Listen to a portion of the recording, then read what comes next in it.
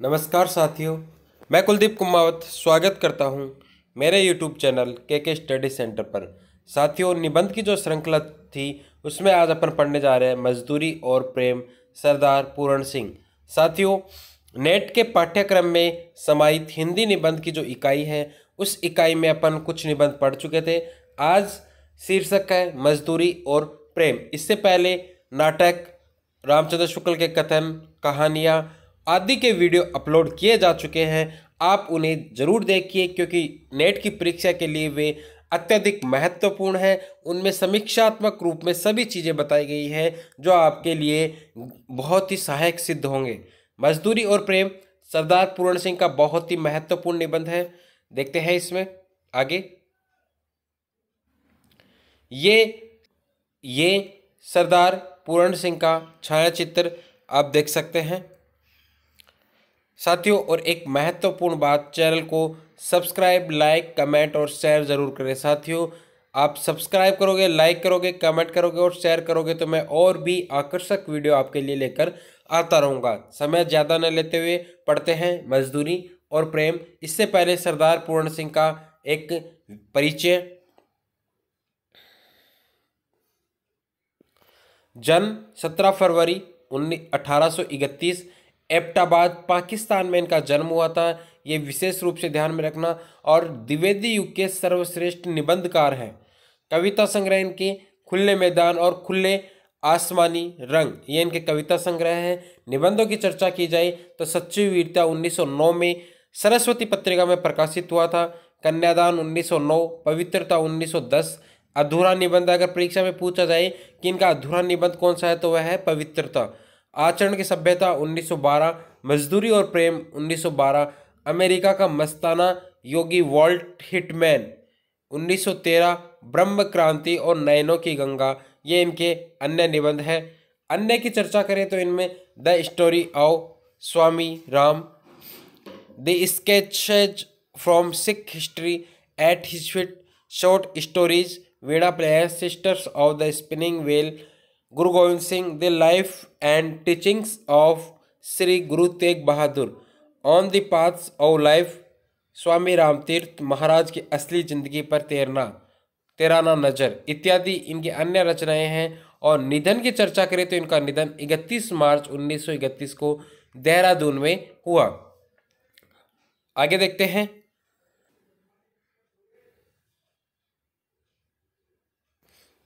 इनके बारे में कुछ कथन है। रामचंद्र शुक्ल इनके बारे में क्या कहते हैं कि पूरण सिंह की लाक्षणिकता हिंदी गद्य साहित्य में नई चीज थी। भाषा और भाव की नई विभूति उन्होंने सामने रखी, आचार्य रामचंद्र शुक्ल का कथन है। इसके अलावा अन्य कथन की चर्चा की जाए तो सरदार पूरण सिंह में विचारों और भावों को एक अनूठे ढंग से मिश्रित करने वाली एक नई शैली मिलती है, और ये कथन भी है रामचंद्र शुक्ल का। सरदार पूरण सिंह के लेखों की शैली भाव प्रधान है। इनमें लाक्षणिकता के द्वारा उनकी भाषा की शक्ति और भावों की विभूति की अत्यंत मनोहर छटा दिख पड़ती है। इस नई शैली के प्रवर्तक प्रोफेसर पूरण सिंह थे। ये कथन है श्याम सुंदर दास, बहुत ही महत्वपूर्ण है। अगला है, पूरण सिंह की निबंधों में विचार और भाव गलबहिया डाले कुछ इस प्रकार घुल मिल गए हैं कि उन्हें अलग कर पाना संभव नहीं। बाबू गुलाब राय का बहुत ही महत्वपूर्ण कथन है। पूरण सिंह के निबंध रोमांटिक धरातल को स्पर्श करते हैं। रोमांटिक धरातल को स्पर्श करने वाले निबंधकार किसे कहा है? पूरण सिंह को। किसने? देवी शंकर अवस्थी। अगला है, मजदूरी और प्रेम निबंधों में निम्न पक्षों पर विचार किया गया है। साथियों, मजदूरी और प्रेम में जो पक्ष उठाए गए हैं, जिन पक्षों को विषय बनाया गया है, जिन मुद्दों पर सवाल उठाया गया है, वे हैं हल चलाने वाले का जीवन, इस गडरी का जीवन, मजदूर की मजदूरी, प्रेम मजदूरी, मजदूरी और कला, मजदूर और फकीरी। इन 6 तत्वों पर लेखक ने अपने विचार व्यक्त किए हैं। और मजदूरी और प्रेम का क्या संबंध है और क्या महत्व है और इनका मजदूर के जीवन में क्या रहस्य है, इनको निबंध में रखने का प्रयास इस निबंध में किया गया है। मजदूरी और प्रेम निबंध बहुत ही महत्वपूर्ण निबंध है परीक्षा की दृष्टि से। साथियों, देखते हैं इसको, इस निबंध को पूरा जरूर पढ़ें, वीडियो को अंत तक देखें। देखते हैं। सबसे पहले बात करते हैं हल चलाने वाले का जीवन।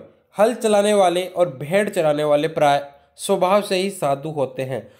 हल चलाने वाले अपने शरीर का हवन क्या करते हैं? ध्यान रखना, हल चलाने वाले का हवन क्या है? शरीर। खेत उनकी हवनशाला है। उनके हवन कुंड की ज्वाला की किरणें चावल के लंबे और सफ़ेद दानों के रूप में निकलती है। गेहूं के लाल लाल दाने इस अग्नि की चिंगारियों की डालियों सी है। मैं जब कभी अनार के फूल और फल देखता हूँ तब मुझे बाग के माली का रुधिर याद आ जाता है। उसकी मेहनत के कण जमीन में गिरकर उगे हैं और हवा तथा प्रकाश की सहायता से मीठे फलों के रूप में नजर आ रहे हैं।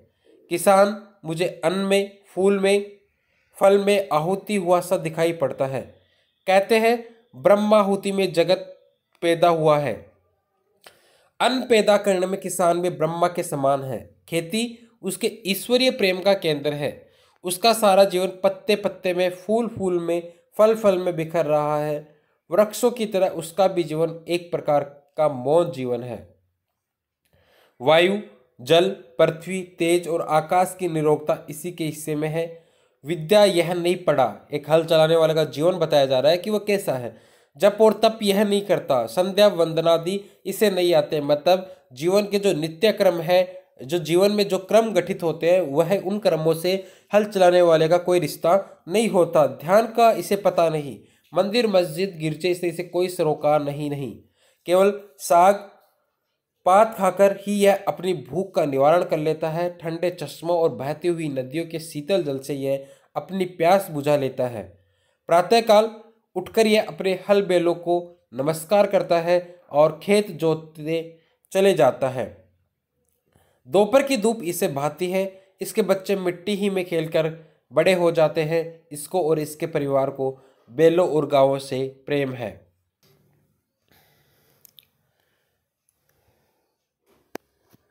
उनकी यह सेवा करता है। पानी बरसाने वाले के दर्शनार्थ आंखें नीली आकाश की ओर उठती है। नयनों की भाषा में यह प्रार्थना करता है। यहां से प्रश्न पूछा जा सकता है।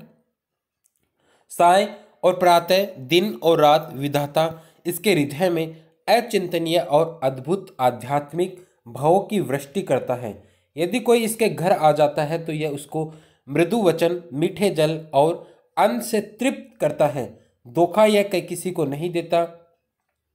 यदि इसको कोई धोखा दे भी दे तो इसका इसे ज्ञान नहीं होता, क्योंकि इसकी खेती हरी भरी है। गाय इसकी दूध देती है। स्त्री इसकी आज्ञाकारिणी है। मकान इसका पुण्य और आनंद का स्थान है। पशुओं को चराना, नहलाना, खिलाना, पिलाना, उसके बच्चों की अपने बच्चों की तरह सेवा करना, खुले आकाश के नीचे उसके साथ रातें गुजार देना क्या स्वाध्याय से कम है? दया, वीरता और प्रभु और प्रेम जैसा इन किसानों में देखा जाता है, अन्यत्र मिलने का नहीं। गुरु नानक ने ठीक कहा है, भोले भाव मिले रघुराई, की भोले भाव वाले व्यक्तियों को ईश्वर की प्राप्ति होती है। और ऐसा ही व्यक्ति कौन है? हल चलाने वाला व्यक्ति है। भोले भाले किसानों को ईश्वर अपने खुले दीदार का दर्शन देता है। उनकी फूस की छतों में से सूर्य और चंद्रमा छन छन कर उनके बिस्तरों पर पड़ते हैं। ये प्रकृति के जवान साधु हैं। जब कभी मैं इन बेमुकुट के गोपालों के दर्शन करता हूँ, मेरा सिर स्वयं ही झुक जाता है। जब मुझे किसी फकीर के दर्शन होते हैं तब मुझे मालूम होता है कि नंगे सिर, नंगे पांव, एक टोपी सिर पर, एक लंगोटी कमर में, एक काली कमली कंधे पर, एक लंबी लाठी हाथ में लिए हुए गौओं का मित्र, बैलों का हमजोली, पक्षियों का हमराज, महाराजाओं का अन्नदाता, बादशाहों को ताज पहनाने और सिंहासन पर बिठाने वाला, भूखों और नंगों को पालने वाला, समाज के पुष्पोद्यान का माली और खेतों का वाली जा रहा है।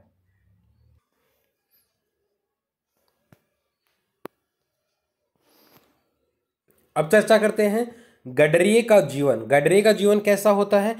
एक बार मैंने एक बुढ़े गडरिये को देखा। घना जंगल है, हरे हरे वृक्षों के नीचे उसकी सफ़ेद ऊन वाली भेड़ें अपना मुंह नीचे किए हुए कोमल कोमल पत्तियां खा रही है। गडरिया बैठा आकाश की ओर देख रहा है। ऊन काटता जाता है। उसकी आंखों में प्रेम लाली छाई हुई है। वह निरोगता की पवित्र मदिरा से मस्त हो रहा है। बाल उसके सारे सफ़ेद हैं, और क्यों न सफ़ेद हो, सफ़ेद भेड़ों का मालिक जो ठहरा। परंतु उसके कपोलों से लाली फूट रही है। बर्फानी देशों में वह मानो विष्णु विष्णु के समान क्षीर सागर में लेटा हो। उसकी प्यारी स्त्री उसके पास रोटी पका रही है। उसकी दो जवान कन्याएं उसके साथ साथ जंगल जंगल भेड़ चराती घूमती है। अपने माता पिता और भेड़ों को छोड़कर उन्होंने किसी और को नहीं देखा। मकान इनका बेमकान है, घर इनका बेघर है। ये लोग बेनाम और बेपता हैं। किसी के घर कर में न घर कर बैठना इस दारे फानी में, ठिकाना बेठिकाना और मकान वर ला मका रखना। इस दिव्य परिवार की कुटी की जरूरत नहीं। जहाँ जाते हैं एक घास की झोपड़ी बना देते हैं। दिन को सूर्य, रात को तारागण इनके सखा हैं। गडरिये की कन्या पर्वत के शिखर पर ऊपर खड़ी सूर्य को अस्त होना देख रही है। उनकी सुनहली किरणें इसके लिए लावण्य में मुख पर पड़ रही है। यह सूर्य को देख रही है और वह इसको देख रहा है। हुए थे आंखों के कल इशारे, इधर हमारे उधर तुम्हारे। चले थे अश्कों के क्या फवारे, इधर हमारे उधर तुम्हारे। बोलता कोई भी नहीं। सूर्य उसकी युवावस्था की पवित्रता पर मुग्ध है और वह आश्चर्य के अवतार सूर्य की महिमा के तूफान में पड़ी नाच रही है। इनका जीवन बर्फ की पवित्रता से पूर्ण और वन की सुगंधि से सुगंधित है। इनके मुख, शरीर और अंतःकरण सफ़ेद, इनकी बर्फ, पर्वत और भेड़ें सफ़ेद। अपनी सफ़ेद भेड़ों में यह परिवार शुद्ध सफ़ेद ईश्वर के दर्शन करता है। जो खुदा को देखना हो तो मैं देखता हूँ तुमको, मैं देखता हूँ तुमको जो खुदा को देखता हो। भेड़ों की सेवा ही इनकी पूजा है। जहाँ एक भेड़ बीमार हुई, सब परिवार पर विपत्ति आई। दिन रात उसके पास बैठे काट देते हैं। उसे अधिक पीड़ा हुई तो इन सब की आंखें शून्य आकाश में किसी को देखने लग गई। पता नहीं ये किसे बुलाती है। हाथ जोड़ने तक की इन्हें फुर्सत नहीं। पर हाँ, इन सबकी आंखें किसी के आगे शब्द रहित, संकल्प रहित मौन प्रार्थना में खुली है। 2 रातें इसी तरह गुजर गई। इनकी भेड़ भेड़ अब अच्छी है। इनके घर मंगल हो रहा है। सारा परिवार मिलकर गा रहा है। इतने में नीले आकाश पर बादल घिरे और झमझम बरसने लगे। मानो प्रकृति के देवता भी इनके आनंद से आनंदित हुए। बूढ़ा गडरिया आनंद मत होकर नाचने लगा। वह कहता कुछ नहीं, रग रग उसकी नाच रही है। आगे देखते हैं। पिता को ऐसा सुखी देख दोनों कन्याओं ने एक दूसरे का हाथ पकड़कर पहाड़ी राग आलापना आरंभ कर दिया। साथ ही धम धम थम थम नाच की उन्होंने धूम मचा दी। मेरे आंखों के सामने ब्रह्मानंद का समा बांध दिया। मेरे पास मेरा भाई खड़ा था। मैंने उससे कहा, भाई अब मुझे भी भेड़े ले दो। ऐसे ही मूक जीवन से मेरा भी कल्याण होगा।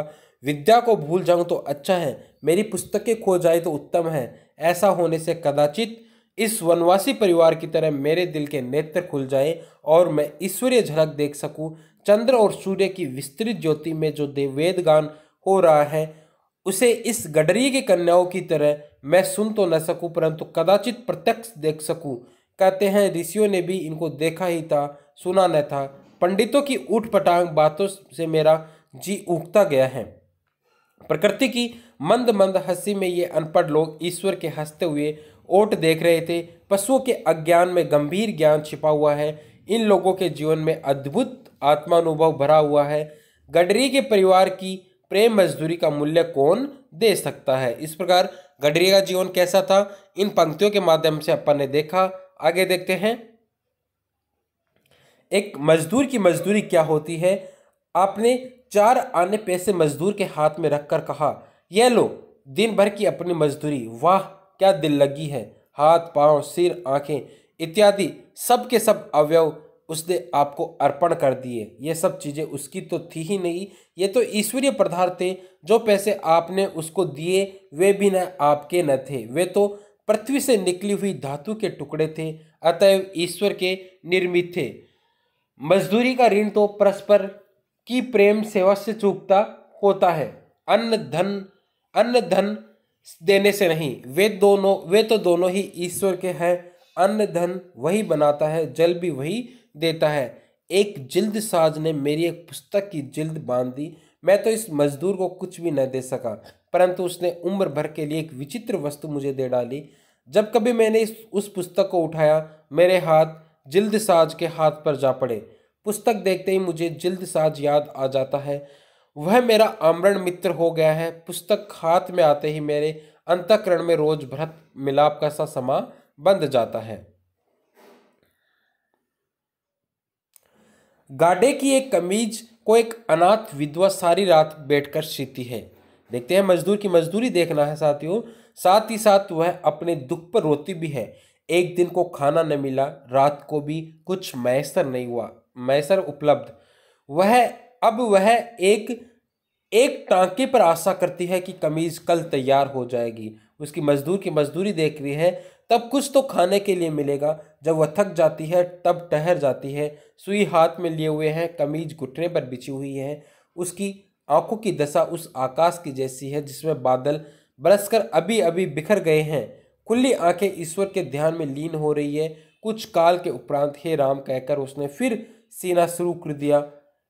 इस माता और इस बहन की सिली हुई कमीज मेरे लिए मेरे शरीर का नहीं, मेरी आत्मा का वस्त्र है। इसका पहना मेरी तीर्थ यात्रा है। इस कमीज में उस विधवा के सुख दुख, प्रेम और पवित्रता के मिश्रण से मिली हुई जीवन रूपिणी गंगा की बाढ़ चली आ रही है। ऐसी मजदूरी और ऐसी काम प्रार्थना संध्या और समाज से क्या कम है। शब्दों से तो प्रार्थना हुआ नहीं करती, ईश्वर तो कुछ ऐसी ही मूक प्रार्थनाएं सुनता है और तत्काल सुनता है। अब देखते हैं प्रेम मजदूरी। मुझे तो मनुष्य के हाथ से बने हुए कामों में उनकी प्रेममयी पवित्र आत्मा की सुगंध आती है। राफेल आदि के चित्रित चित्रों में उनकी कला कुशलता को देख इतने सदियों के बाद भी उनके अंतःकरण के सारे भावों का अनुभव होने लगता है। केवल चित्र का ही दर्शन नहीं, किंतु साथ ही उसमें छिपी हुई चित्रकार की आत्मा तक के दर्शन हो जाते हैं। परंतु यंत्रों की सहायता से बने हुए फोटो निर्जीव से प्रतीत होते हैं।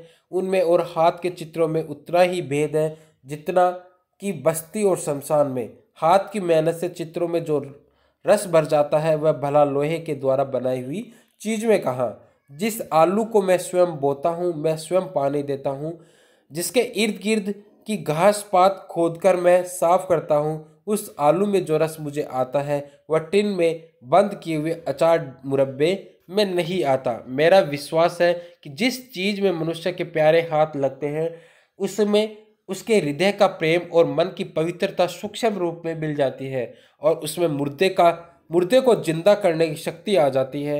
होटल में बने हुए भोजन या नीरस होते हैं क्योंकि वह मनुष्य मशीन बना दिया जाता है, परंतु अपनी प्रियतमा के हाथ से बने हुए रूखे सूखे भोजन में कितना रस होता है। जिस मिट्टी के घड़े को कंधों पर उठाकर मीलों दूर से उसमें मेरी प्रेम मग्न प्रियतमा ठंडा जल भर लाती है, उस लाल घड़े का जल जब मैं पीता हूँ तब जल क्या पीता हूँ, अपनी प्रेयसी के प्रेमामृत को पान करता हूँ। जो ऐसी प्रेम प्याला पीता हो उसके लिए शराब क्या वस्तु है। प्रेम से जीवन सदा गदगद रहता है। मैं अपनी प्रेयसी की ऐसी प्रेम भरी रस भरी दिल भरी सेवा का बदला क्या कभी दे सकता हूँ।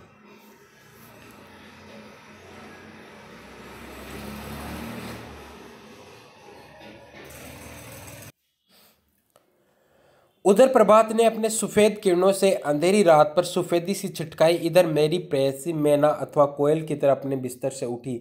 उसने गाय का बछड़ा खोला, दूध की धारा से अपना कटोरा भर लिया, गाते गाते अन्न को अपने हाथों से पीसकर सफेद आटा बना लिया।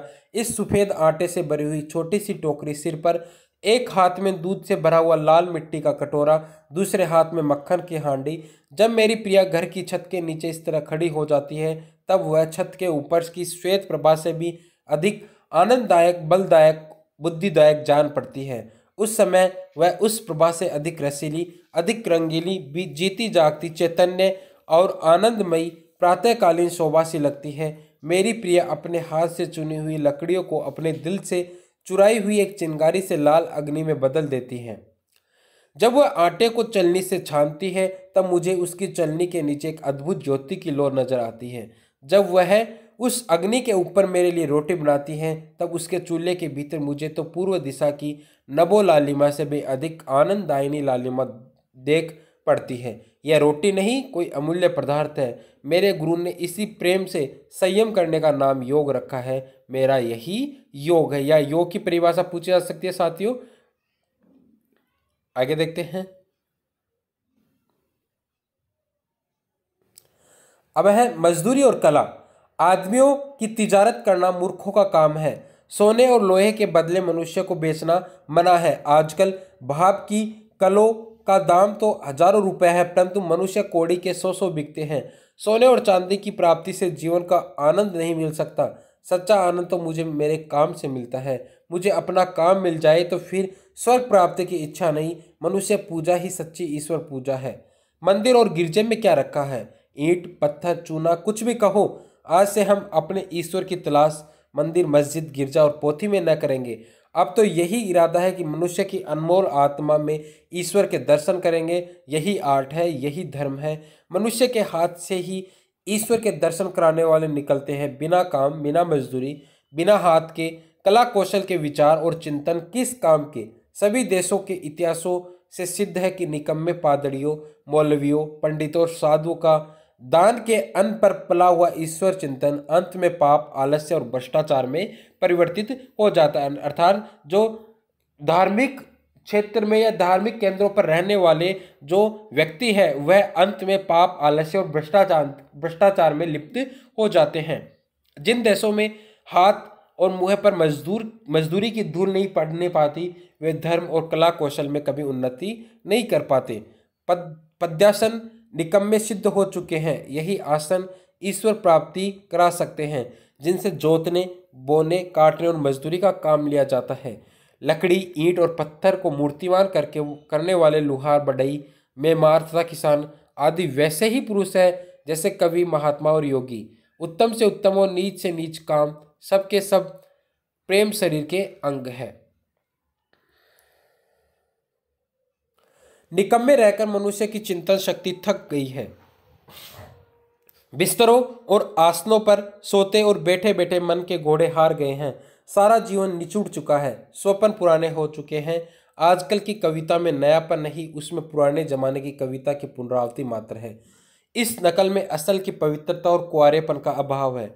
अब तो एक नए प्रकार की कला कौशल पूर्ण संगीत साहित्य संसार में विचलित होने वाला है। यदि वह न प्रचलित हुआ तो मशीनों के पहियों के नीचे दबकर हमें मरा समझिए। यह नया साहित्य मजदूरों के हृदय से निकलेगा। उन मजदूरों के कंठ से यह नई कविता निकलेगी जो अपना जीवन आनंद के साथ खेत की मेड़ों को, कपड़े के तांगों का, जूते के टाकों का, लकड़ी की रगों का, पत्थर की नसों का भेदभाव दूर करेंगे। हाथ में कुल्हाड़ी, सिर पर टोकरी, नंगे सिर और नंगे पांव, धूल से लिपटे, कीचड़ से रंगे हुए ये बेजबान कवि जब जंगल में लकड़ी काटेंगे तब लकड़ी काटने का शब्द इनके असभ्य स्वरों से मिश्रित होकर वायुयान पर चढ़ दसों दिशाओं में ऐसा अद्भुत गान करेगा कि भविष्य के कलावंतों के लिए वही ध्रुपद और मल्हार का काम देगा। चरखा काटने वाली स्त्रियों के गीत संसार के सभी देशों के कौमी गीत होंगे। मजदूरों की मजदूरी की ही यथार्थ पूजा होगी। कला रूपी धर्म की तभी वृद्धि होगी, तभी नए कवि पैदा होंगे, तभी नए ओलियों का उद्भव होगा। परंतु ये सब के सब मजदूरी के दूध से पलेंगे। धर्म, योग, शुद्धाचरण, सभ्यता और कविता आदि के फूल इन्हीं मजदूर ऋषियों के उद्यान में प्रफुल्लित होंगे। अब देखते हैं मजदूरी और फकीरी। मजदूरी और फकीरी का महत्व थोड़ा नहीं। मजदूरी और फकीरी मनुष्य के विकास के लिए परमावश्यक है। बिना मजदूरी किए फकीरी का उच्च भाव शिथिल हो जाता है। फकीरी भी अपने आसन से गिर जाती है। बुद्धि बासी पड़ जाती है। बासी चीजें अच्छी नहीं होती। कितनी ही उम्र भर बासी बुद्धि और बासी फकीरी में मग्न रहते हैं, परंतु इस तरह मग्न होना किस काम का? हवा चल रही है, जल बह रहा है, बादल बरस रहा है, पंछी नहा रहे हैं, फूल खिल रहे हैं, घास नहीं, पेड़ नए, पत्ते नए, मनुष्य की बुद्धि और फकीरी ही बासी। ऐसा दृश्य तभी तक रहता है जब तक बिस्तर पर पड़े पड़े मनुष्य प्रभात का आलस्य सुख मनाता है। बिस्तर से उठकर जरा बाग की सैर करो, फूल की सुगंध लो, ठंडी वायु में भ्रमण करो, वृक्षों के कोमल पल्लवों का नृत्य देखो, तो पता लगे कि प्रभात समय जागना बुद्धि और अंतःकरण को तरोताजा करना है और बिस्तर पर पड़े रहना उन्हें बासी कर देना है।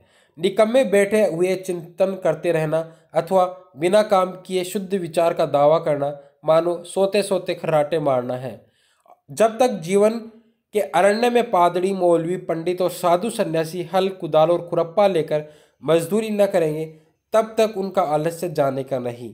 तब तक उनका मन और उनकी बुद्धि अनंत काल बीत जाने तक मलिन मानसिक जुआ खेलती ही रहेगी। उनका चिंतन बासी, उनका ध्यान बासी, उनकी पुस्तकें बासी, उनका लेख बासी, उनका विश्वास बासी, उनका खुदा भी बासी हो गया है। इसमें संदेह नहीं कि इस साल के गुलाब के फूल भी वैसे ही है जैसे पिछले साल के थे, परंतु इस साल वाले ताजे हैं। इनकी लाली नहीं है, इनकी सुगंध भी इन्हीं की अपनी है। वे जीवन के नियम नहीं पलटते, वे सदा एक ही से रहते हैं, परंतु मजदूरी करने से मनुष्य को एक नया और ताजा खुदा नजर आने लगता है। आगे देखते हैं। गेरुए वस्त्र की पूजा क्यों करते हो? गिरजे की घंटी क्यों सुनते हो? रविवार क्यों मनाते हो? 5 वक्त नमाज क्यों पढ़ते हो? त्रिकाल संध्या क्यों करते हो? मजदूर के अनाथ नयन, अनाथ आत्मा और अनाश्रित जीवन की बोली सीखो, फिर देखोगे कि तुम्हारा यही साधारण जीवन ईश्वरीय भजन हो गया। मजदूरी तो मनुष्य के समष्टि रूप परिणाम है। आमा रूपी धातु के गढ़े हुए सिक्के का नकदी बयाना है जो मनुष्य की आत्माओं को खरीदने के वास्ते दिया जाता है। सच्ची मित्रता ही तो सेवा है। यह पूछा जा सकता है, सच्ची मित्रता, उससे मनुष्य के हृदय पर सच्चा राज्य हो सकता है। जाति पाति, रूप रंग और नाम धाम तथा बाप दादे का नाम पूछे बिना ही अपने आप को किसी के हवाले कर देना प्रेम धर्म का तत्व है। जिस समाज में इस तरह के प्रेम धर्म का राज्य होता है, उसका हर किसी को बिना उसका नाम धाम पूछे ही पहचानता है, क्योंकि पूछने वाले का कुल और उसकी जात वहाँ वही होती है जो उसकी, जिससे कि वह मिलता है। वहाँ सब लोग एक ही माता पिता से पैदा हुए भाई बहन हैं। अपने ही भाई बहनों के माता पिता के नाम पूछना क्या पागलपन से कम समझा जा सकता है? यह सारा संसार एक कुटुंबवत है। लंगड़े, लूले, अंधे और बहरे उसी मोरूसी घर की छत के नीचे रहते हैं, जिसकी छत के नीचे बलवान, निरोग और रूपवान कुटुंबी रहते हैं। मूढ़ों और पशुओं का पालन पोषण बुद्धिमान, सबल और निरोग ही तो करेंगे। आनंद और प्रेम की राजधानी का सिंहासन सदा से प्रेम और मजदूरी के कंधों पर ही रहता आया है। कामना सहित होकर भी मजदूरी निष्काम होती है, क्योंकि मजदूरी का बदला ही नहीं, निष्काम कर्म करने के लिए जो उपदेश दिए जाते हैं उनमें अभावशील वस्तु स्वभावपूर्ण मान ली जाती है। पृथ्वी अपने ही अक्ष पर दिन रात घूमती है। यह पृथ्वी का स्वार्थ कहा जा सकता है, परंतु उसका यह घूमना सूर्य के इर्द गिर्द घूमता तो है, और सूर्य के इर्द गिर्द घूमना सूर्यमंडल के साथ आकाश में एक सीधी लकीरी पर चलना है। अंत में इसको गोल चक्कर खाना, सदा ही सीधा चलना है। इसमें स्वार्थ का अभाव है। इसी तरह मनुष्य की विविध कामनाएं इसके जीवन को मानो उसके स्वार्थ रूपी धुरे पर चक्कर देती हैं, परंतु उसका जीवन अपना तो है ही नहीं, वह तो किसी आध्यात्मिक सूर्यमंडल के साथ की चाल है, और अंततः यह चाल जीवन का परमार्थ रूप है। स्वार्थ का यहाँ भी अभाव है। जब कोई स्वार्थ, कोई वस्तु ही नहीं, तब निष्काम और कामनापूर्ण कर्म करना दोनों ही एक बात हुई। इसलिए मजदूरी और फकीरी का अन्योन्याश्रय संबंध है। मजदूरी करना जीवन यात्रा का आध्यात्मिक नियम है। जॉन ऑफ आर्क की फकीरी और भेड़े चराना, टोलस्टॉय का त्याग और जूते गांठना, उमर खयाम का प्रसन्नतापूर्वक तंबू सीते फिरना, खलीफा उम्र का अपने रंग महलों में चटाई आदि बुनना, ब्रह्म ज्ञानी कबीर और रैदास का शुद्ध होना, गुरु नानक और भगवान श्री कृष्ण का कूक पशुओं को लाठी लेकर हाँकना सच्ची फकीरी का अनमोल भूषण है। समाज को पालन करने वाली दूध की धारा। एक दिन गुरु नानक यात्रा करते करते लालो नाम की एक बड़ई के घर ठहरे। यह नाम ध्यान में रखना। उस गांव का भागो नामक रईस बड़ा मालदार था। रईस का नाम है भागो। उस दिन भागो के घर ब्रह्म भोज था। दूर दूर से साधु आए थे। गुरु नानक का आगमन सुनकर भागो ने उन्हें भी निमंत्रण भेजा। गुरु ने भागो का अन्न खाने से इनकार कर दिया। इस बात पर भागो को बड़ा क्रोध आया। उसने गुरु नानक को बलपूर्वक पकड़ मंगाया और उनसे पूछा, आप मेरे यहाँ का अन्न क्यों नहीं ग्रहण करते? गुरुदेव ने उत्तर दिया, भागो अपने घर का हलवा पूरी ले आओ तो हम इसका कारण बतला दे। वह हलवा पूरी लाया तो गुरु नानक ने लालो के घर से भी उसके मोटे अन्न की रोटी मंगवाई। भागो की हलवा पूरी उन्होंने एक हाथ में और भाई लालो की मोटी रोटी दूसरे हाथ में लेकर दोनों को जो दबाया तो एक से लोहू टपका और दूसरी से दूध की धारा निकली। बाबा नानक का यही उपदेश दिया हुआ, जो धारा भाई लालो की मोटी रोटी से निकली थी वही समाज का पालन करने वाली दूध की धारा है। यही धारा शिवजी की जटा से और यही धारा मजदूरों के उंगलियों से निकलती है। मजदूरी करने से हृदय पवित्र होता है, संकल्प दिव्य लोकोत्तर में विचरते हैं। हाथ की मजदूरी ही से सच्चे ऐश्वर्य की उन्नति होती है। जापान में मैंने कन्याओं और स्त्रियों की ऐसी कलावती देखा है कि वे रेशम के छोटे छोटे टुकड़ों को अपनी दस्तकारी की बदौलत हजारों की कीमत का बना देती है। नाना प्रकार की प्राकृतिक पदार्थों और दृश्यों को अपनी सुई से कपड़े के ऊपर अंकित कर देती है। जापानी निवासी कागज, लकड़ी और पत्थर की बड़ी अच्छी मूर्तियां बनाते हैं। करोड़ों रुपए के हाथ से बने हुए जापानी खिलौने विदेशों में बिकते हैं। हाथ की बनी हुई जापानी चीजें मशीन से बनी हुई चीजों को मात करती है। संसार के सब बाजारों में उनकी बड़ी मांग रहती है। पश्चिमी देशों के लोग हाथ की बनी हुई जापान की अद्भुत वस्तुओं पर जान देते हैं। एक जापानी तत्वज्ञानी का कथन है कि हमारी 10 करोड़ उंगलियां सारे काम करती हैं। उन उंगलियों ही के बल से संभव है हम जगत को जीत ले।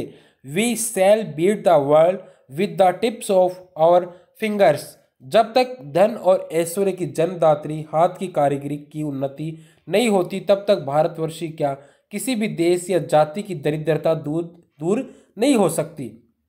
यदि भारत की 30 करोड़ नर नारियों की उंगलियां मिलकर कारीगरी के काम करने लगे तो उनकी मजदूरी की बदौलत कुबेर का महल उनके चरणों में आप आ गिरे। उन अन्न पैदा करना तथा हाथ की कारीगरी और मेहनत से जड़े पदार्थों को चैतन्य चिन्ह से सुसज्जित करना, शुद्ध पदार्थों को अमूल्य पदार्थों में बदल देना इत्यादि कौशल ब्रह्म रूप होकर धन और ऐश्वर्य की सृष्टि करते हैं। कविता, फकीरी और साधुता के ये दिव्य कला कौशल जीते जागते हिलते डुलते प्रतिरूप है। इनकी कृपा से मनुष्य जाति का कल्याण होता है। ये उस देश में कभी निवास नहीं करते जहाँ मजदूर और मजदूर की मजदूरी का सत्कार नहीं होता, जहाँ शूद्र की पूजा नहीं होती। हाथ से काम करने वालों से प्रेम रखने तथा उसकी आत्मा का सत्कार करने से साधारण मजदूरी सुंदरता का अनुभव करने वाले कला कौशल अर्थात कारीगरी का रूप हो जाता है। इस देश में जब मजदूरी का आदर होता है तब इसी आकाश के नीचे बैठे हुए मजदूरों के हाथों ने भगवान बुद्ध के निर्वाण सुख को पत्थर पर इस तरह जड़ा था कि इतना काल बीत जाने पर पत्थर की मूर्ति के दर्शन से ऐसी शांति प्राप्त होती है कि जैसी कि स्वयं भगवान बुद्ध के दर्शन से होती है।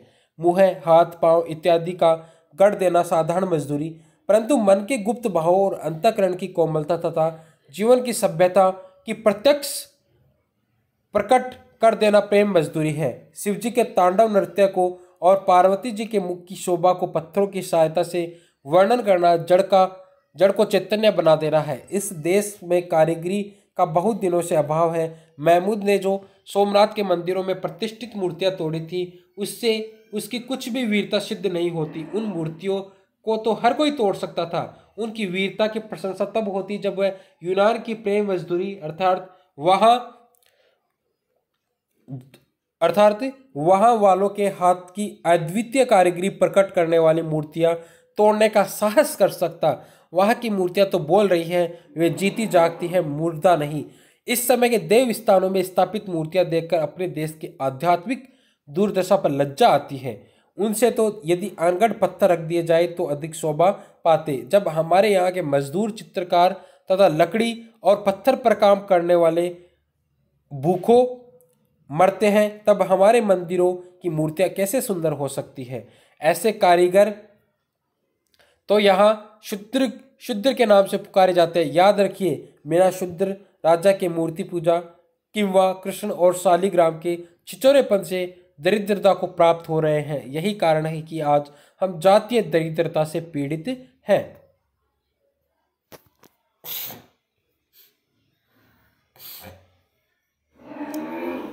आगे है पश्चिमी सभ्यता का एक नया आदर्श। पश्चिमी सभ्यता मुख मोड़ रही है, वह एक नया आदर्श देख रही है। अब उसकी चाल बदलने लगी। वह कला की पूजा को छोड़कर मनुष्य की पूजा को अपना आदर्श बना रही है। इस आदर्श के दर्शाने वाले देवता रस्किन और टोल्स्टॉय आदि है। पाश्चात्य देशों में नया प्रभात होने वाला है। वहाँ के गंभीर विचार वाले लोग इस प्रभात का स्वागत करने के लिए उठ खड़े हुए हैं। प्रभात होने के पूर्व ही उसका अनुभव कर लेने वाले पक्षियों की तरह इन महात्माओं को इस नए प्रभात का पूर्व ज्ञान हुआ है। और हो क्यों न, इंजनों के पहिए के नीचे दबकर वहाँ वालों के भाई बहन नहीं, उनकी सारी जाति पिस गई। उनके जीवन के धूर टूट गए। उनका समस्त धन घरों से निकलकर एक ही दो स्थानों में एकत्र हो गया। साधारण लोग मर रहे हैं, मजदूरों के हाथ पांव फट रहे हैं, लहू चल रहा है, सर्दी से ठिठुर रहे हैं। एक तरफ दरिद्रता का अखंड राज्य है, दूसरी तरफ अमीरों का चरम दृश्य है। परंतु अमीरी भी मानसिक दुखों से विमर्दित है। मशीनें बनाई तो गई थी मनुष्यों का पेट भरने के लिए, मजदूरों को सुख देने के लिए, परंतु वे काली काली मशीनें ही काली बनकर उन्हीं मनुष्यों का भक्षण कर जाने के लिए मुख खोल रही है। प्रभात होने पर ये काली काली बलाएं दूर होगी, मनुष्य के सौभाग्य का सूर्योदय होगा। शोक का विषय है कि हमारे और अन्य पूर्वी देशों में लोगों को मजदूरी से तो लेस मात्र भी प्रेम नहीं है, पर वे तैयारी कर रहे हैं पूर्वोक्त काली मशीनों का आलिंगन करने की। पश्चिमी वालों के तो ये गले पड़ी हुई बहती नदी की काली कमली हो रही है। वे छोड़ना चाहते हैं, परंतु काली कमली उन्हें नहीं छोड़ती। देखेंगे पूर्व वाले इस कमली को छाती से लगाकर कितना आनंद अनुभव करते हैं। यदि हम में से हर आदमी अपनी 10 उंगलियों की सहायता से साहसपूर्वक अच्छी तरह काम करे तो हम मशीनों की कृपा से बढ़े हुए परिश्रम वालों का वाणिज्य के जातीय संग्राम में सहज ही पछाड़ सकते हैं। सूर्य तो सदा पूर्व ही से पश्चिम की ओर जाता है, पर आओ पश्चिम से आने वाली सभ्यता के नए प्रभात को हम पूर्व से भेजें। इंजनों की वह मजदूरी किस काम की जो बच्चों, स्त्रियों और कारीगरों को ही भूखा नंगा रखती है और केवल सोने, चांदी, लोहे आदि धातुओं का ही पालन करती है। पश्चिम को विदित हो चुका है कि इनसे मनुष्य का दुख दिन पर दिन बढ़ता है। भारतवर्ष जैसे दरिद्र देश में मनुष्य के हाथों की मजदूरी के बदले कलों से काम लेने वाला काल का डंका बजाना होगा। दरिद्र प्रजा और भी दरिद्र होकर मर जाएगी। चेतन से चेतन की वृद्धि होती है। मनुष्य को तो मनुष्य ही सुख दे सकता है। परस्पर की निष्कपट सेवा ही से मनुष्य जाति का कल्याण हो सकता है। धन एकत्र करना तो मनुष्य जाति के आनंद मंगल का एक साधारण सा और महत्व उपाय है।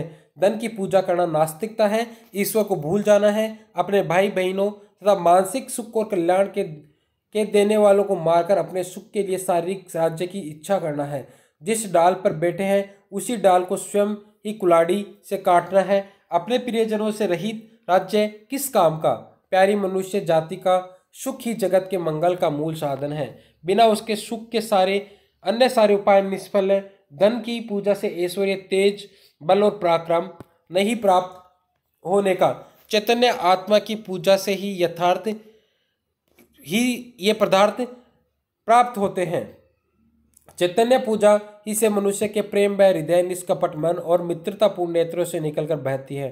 तब वही जगत के सुख के खेतों को हरा भरा और प्रफुल्लित करती है और वही उनमें फल भी लगाती है। आओ यदि हो सके तो टोकरी उठाकर कुदाली हाथ में ले मिट्टी खोदे और अपने हाथ से उसके प्याले बनावे। फिर एक एक प्याला घर घर में कुटिया कुटिया में रखावे और सब लोग उसी में मजदूरी का प्रेमामृत पान करें। है रीत आशिकों की तन मन निसार करना, रोना सितम उठाना और उनको प्यार करना। बहुत ही शानदार निबंध दोस्तों, शेयर जरूर करें। बहुत ही अच्छा निबंध। धन्यवाद।